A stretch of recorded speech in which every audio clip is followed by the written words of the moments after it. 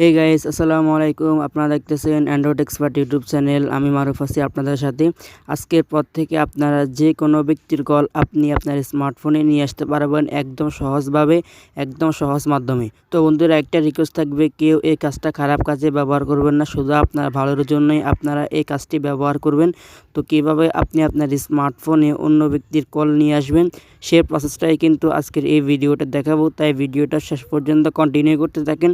সম্পূর্ণ ভিডিওটা দেখার অনুরোধ রইল। ভিডিওটা দেখে যদি আপনাদের 1% উপকার আসে তো অবশ্যই একটি লাইক দিবেন এবং আমার চ্যানেলটা সাবস্ক্রাইব করে সাথে থাকবেন। তো চলুন ভিডিওটি শুরু করা যাক।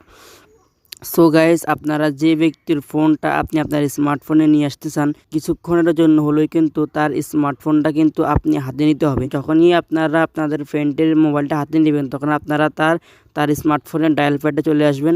ডায়াল প্যাডে আসার পরে কিন্তু ঠিক এরকম একটা পেজ শো করবে।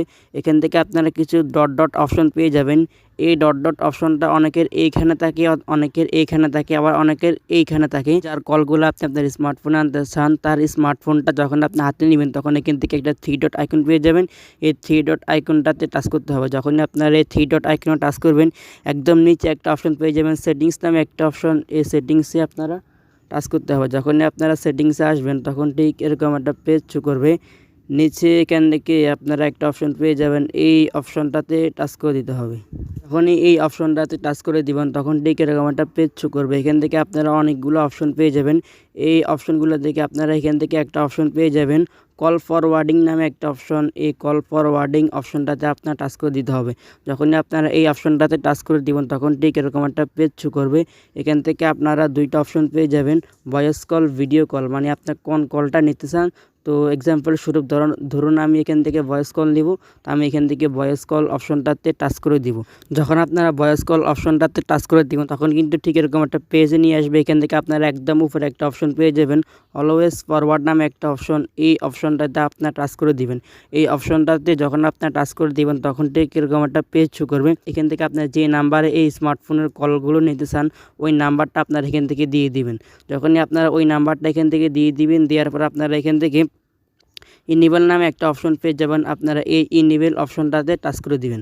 তো আমি এখান থেকে একটা নাম্বার দিয়ে আপনাদেরকে দেখাচ্ছি। দেওয়ার পরে কিন্তু ঠিক এরকম একটা পেজ শো করবে, যে দেখুন অলওয়েজ ফরওয়ার্ডিং এই অপশনটা কিন্তু অন হয়ে গেছে। তো এখন এই স্মার্টফোনে যে কোনো কল আসবে সে কলটা কিন্তু সঙ্গে সঙ্গে আমি যে নাম্বারটা এখানে দিয়েছি ওই নাম্বারে কিন্তু এই কলটা চলে যাবে। তো ফ্রেন্ডস, যখন আপনার প্রয়োজন শেষ হয়ে যাবে তখন আপনারা কিভাবে এই অপশনটা আবার অফ করবেন, অফ করার জন্য আপনারা এখান থেকে ডিসেবল একটা অপশন পেয়ে যাবেন। আপনারা যদি এই ডিসেবল টাচ করে দেন তাহলে কিন্তু এই সেটিংসটা আবার অফ হয়ে যাবে। তো আমি এখান থেকে ডিসেবল অপশনটাতে টাচ করে দিলাম। ডিসেবল টাচ করার পর ঠিক এরকম একটা পেজ শো করবে, যে দেখুন এই অপশনটা কিন্তু ডিসেবল হয়ে গেছে, মানে আবার বন্ধ হয়ে গেছে।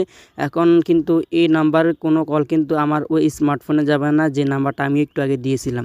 তো ফ্রেন্ডস, এভাবে কিন্তু আপনার একজন কাছের মানুষ, আপনার একজন ফ্রেন্ড, ওনার ফোনগুলো, ওনার কলগুলো আপনি খুব সহজে আপনার স্মার্টফোনে আপনি নিয়ে আসতে পারেন। তো বন্ধুরা, একটা রিকোয়েস্ট থাকবে, কেউ খারাপ কাজে এই সেটিংসগুলো ব্যবহার করবেন না। সম্পূর্ণ ভিডিওটা দেখার জন্য অনেক অনেক ধন্যবাদ। ভিডিওটা দেখে যদি 1% উপকার আসে অবশ্যই একটি লাইক দিবেন এবং চ্যানেলটা সাবস্ক্রাইব করে সাথে থাকবেন।